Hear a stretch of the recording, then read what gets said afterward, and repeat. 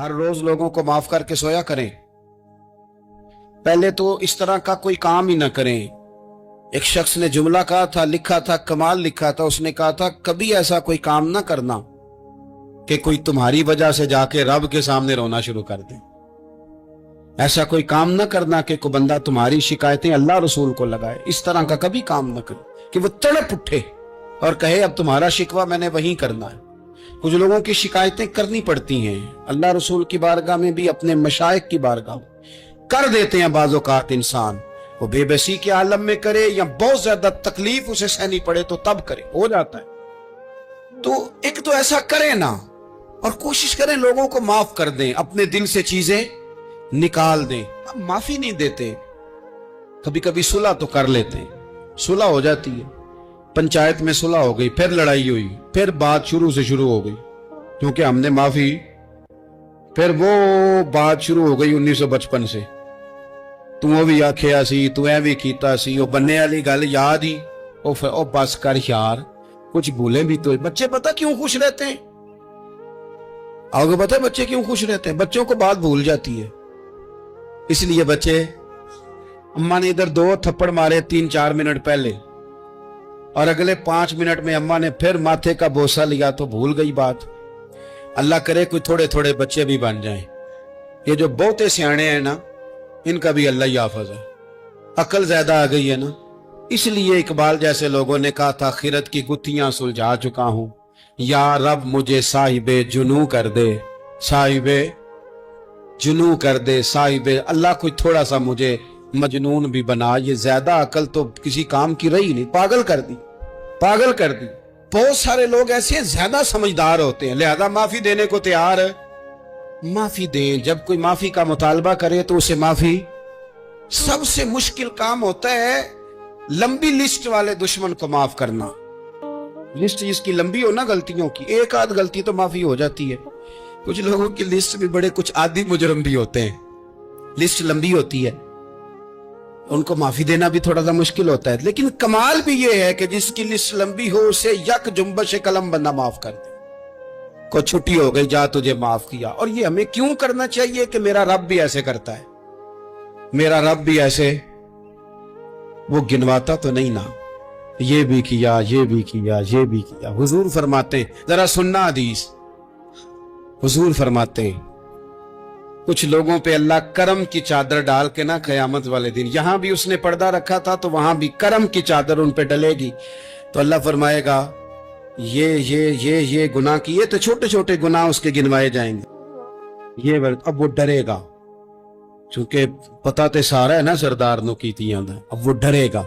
छोटे छोटे गुनाह उसके गिन, तो उसका ख्याल है बड़े बड़े भी ना सामने आ जाए। छोटी छोटी गलतियां उसकी गिनवाई जा रही हैं, तो डर रहा है, कांप रहा है। कुर्बान जाए नबी पाक के लफ्जों पे।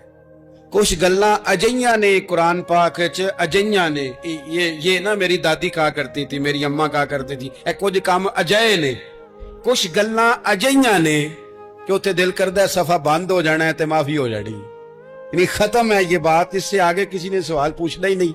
छोटे छोटे गुनाहों का अल्लाह तज़किरा फरमाए, ये किया, ये किया, ये किया, या अल्लाह हो गया। अब बंदा डर रहा है कि बड़े बड़े भी सामने आ जाएंगे, लेकिन छोटे गुनाहों पे ही फुल स्टॉप लगा के ना, तो रब फरमाएगा ये जो तेरे गुनाह है ना, इसके बदले तुझे नेकियां दी जा रही हैं। तूने सच्ची तौबा की थी तो इन गुनाहों को बदल के नेकियां बनाया जा रही हैं।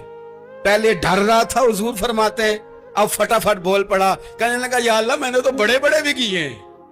यानी अगर छोटों की नेकियां बन गई है तो वो पाप की तरह बड़े बड़े वो मेरे किधर हैं? करीम ये बात कर रहे हैं और सहाबा रो रहे हैं, मैंने तो बड़े बड़े भी किए हैं, बड़े बड़े किधर हैं?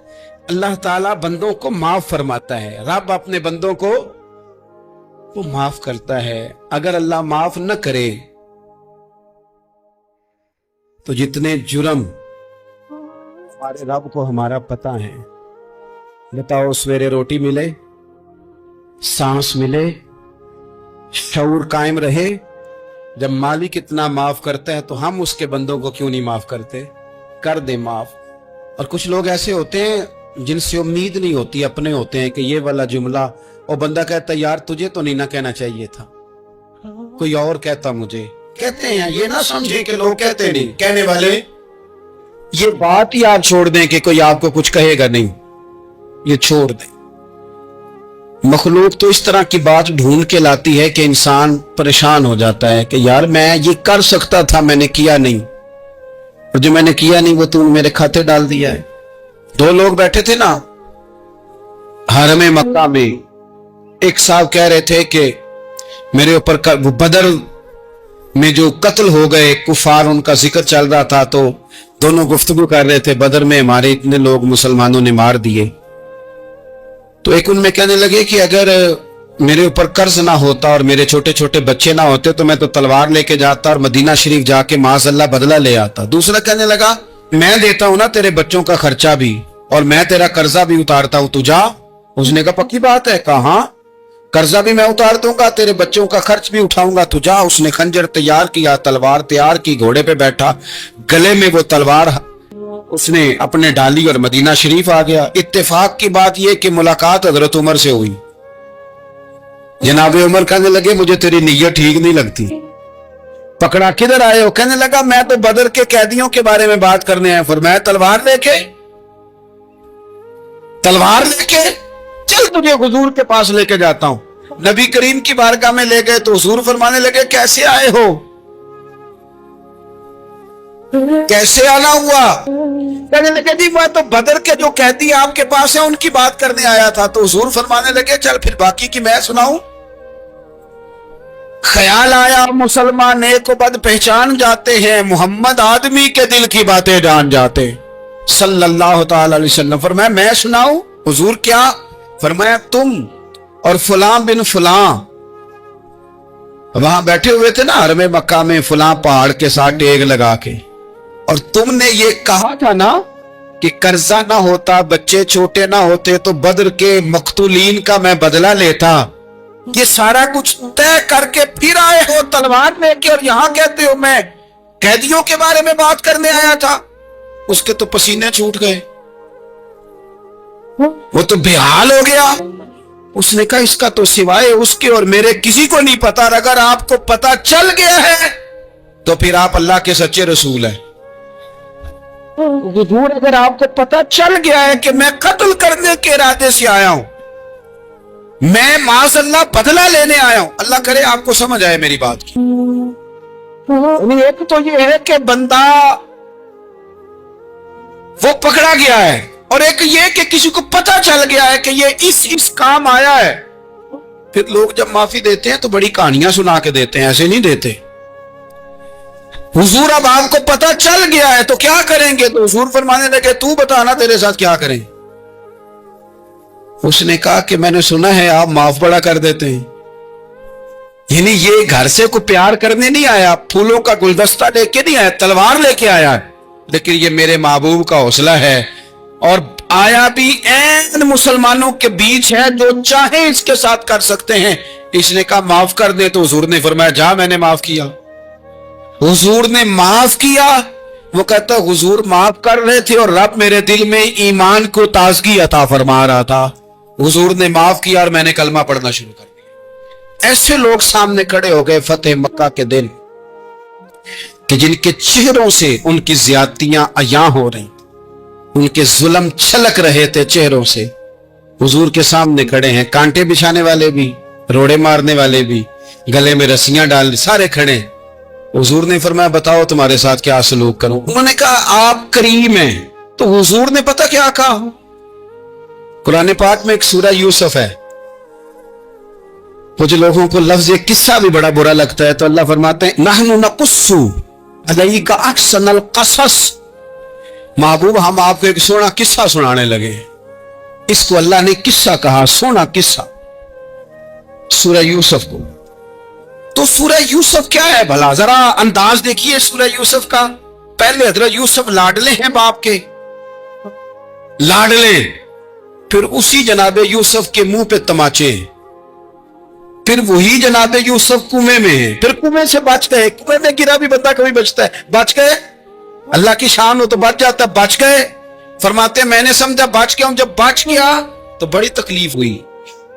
بھائیوں نے کہا ہمارا غلام ہے، ہم نے بیچنا ہے۔ سگے بھائیوں نے بیچا، جو باپ کی طرف سے سگے تھے بیچا، فرماتے ہیں میں بکا، اب بڑا پریشان تھا کہ یار کبھی آپ غور کریں نا کسی کا ریٹ لگ جائے. فرماتے ہیں اب بڑا پریشان تھا، اور جب میں مصر میں گیا تو میں کونے میں کھڑا ہوں اور لوگ مجھے خرید رہے ہیں. محبت میں یہ قصہ سنانا تو آسان ہے کہ بی بی اٹی لے کے آ گئی تھی، پر جو بیک رہا ہے اس کا بھی تو حال دیکھو نا کیا ہے، اس کا ریٹ لگ رہا ہے. یہ بھی تو بڑی. اور جناب یوسف کہتے ہیں پھر عزیز مصر نے خرید لیا تو بادشاہ کے گھر گیا تو کچھ سکھ کا سانس آیا. یہ حضرت یوسف ہیں، یہ لاڈلے ہیں. فرماتے ہیں سکھ کا سانس لیا ہی تھا کہ جناب زلیخا نے الزام لگایا، اور وہ غلطی معاذ اللہ جس کا تصور بھی نہیں، اس کی پاداش میں سالوں جیل کاٹا. لیکن خدا کی حکمت ہے نا، اللہ کا کرم ہے نا، جس ملک کے وہ قیدی تھے رب نے اسی ملک کا حکمران بھی بنا دیا. یہ اللہ کی حکمت ہے نا، تقاضے ہیں نا. صبح کے تخت نشین شام کے مجرم ٹھہرے، ہم نے پل بھر میں نصیبوں کو بدلتے دیکھا. وہ جو چاہے جب چاہے کر دے. تو جب وہی آئی مجبور ہو کر سوالی بن کر سامنے آئے ہیں، پتہ کیا ہوتا ہے، بندہ معاف کر دیتا ہے. بہت سارے لوگ معاف کرتے ہیں پر کہانیاں سنا کے، پتہ جے نا ادو کی آکھیا سا جی، پتہ جے نا ادو کی کیتا سا جی، پھر پتہ جے نا تسی اے بھی آندے سو. یہ ساری کہانیاں سنا کے. لیکن حضرت یوسف کے سامنے کھڑے ہو گئے. جناب یوسف نے بات چھیڑی کوئی نہیں، فرمایا تم سے بات ہی کوئی کرنی، جاؤ تمہیں سارا کچھ معاف کیا. اب جب یہ لوگ مکے والے حضور کے سامنے کھڑے، کس طرح معافی دینی چاہیے؟ یہ جب سامنے کھڑے ہوئے تو حضور نے فرمایا پتہ ہے تمہارے ساتھ کیا سلوک کرنے والا ہوں؟ کہا حضور نہیں. فرمایا وہی جو جناب یوسف نے بھائیوں کے ساتھ کیا تھا. پچھلا صفحہ پلٹنا ہی کوئی نہیں، جاؤ تمہیں معاف کیا، جاؤ تمہیں معاف کیا، جاؤ تمہیں معاف کیا. اور صرف معاف نہیں کیا، ساتھ عزت بھی دی. سب سے زیادہ مقابلے تو حضرت ابو سفیان نے کیے تھے نا، آخر تک وہ آئے تھے. آج وہ کلمہ پڑھ رہے ہیں، سردار ہیں، کلمہ پڑھ رہے ہیں. تو نبی پاک نے صرف معافی نہیں دی، عزت بھی دی. فرمایا جناب ابو سفیان چونکہ اب مسلمان ہو گئے ہیں، میں سب کو معاف کرتا ہوں. جو اپنا اندر سے دروازہ بند کر لے اسے بھی معاف کرتا ہوں، اور جو ابو سفیان کی حویلی میں آ جائے اسے بھی معاف کر دوں گا. تو ابو سفیان وہ کہتے میں حیران ہی ہو گیا کہ اتنی بڑی بات، معافی بھی دی اور ساتھ عزت بھی دی. تو آج جو سبق آپ کی خدمت میں نے عرض کیا ہے، اس کو آپ امید ہے یاد رکھیں گے. ایک تو یہ کہ معافی مانگ لیں. اگر کسی جگہ ہمارا معافی مانگنا، اگر ہم سمجھتے ہیں، ہمارا دل ضمیر گواہی دیتا ہے کہ مجھے معافی مانگنی چاہیے، تو معافی مانگے. اور دوسرا پھر معافی دیں بھی، اور معافی دیں، سیاسی صلح نہ کریں. معافی دیں تو پھر واقعی دیں، دل سے دیں.